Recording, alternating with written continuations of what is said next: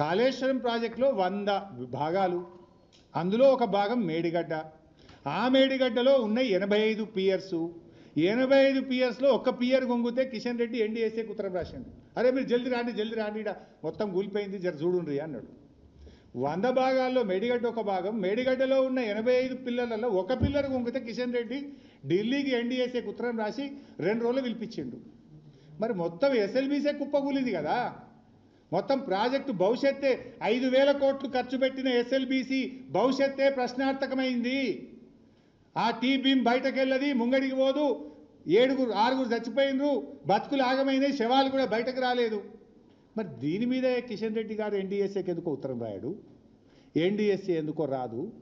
ఒక పిల్లర్ గుంగితే 300 వచ్చిండ్రు, కిషన్ రెడ్డి ఉత్తరం రాస్తాడు, 300 వస్తుంది బీజేపీ వాళ్ళు.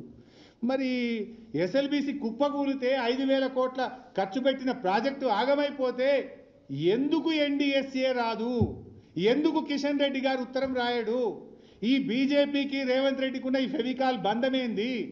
ఈ కిషన్ రెడ్డి ఈ రేవంత్ రెడ్డి మధ్యలో ఉన్న ఈ లవ్ ఏంది? ఇది బయటకి సమాధానం చెప్పాలి.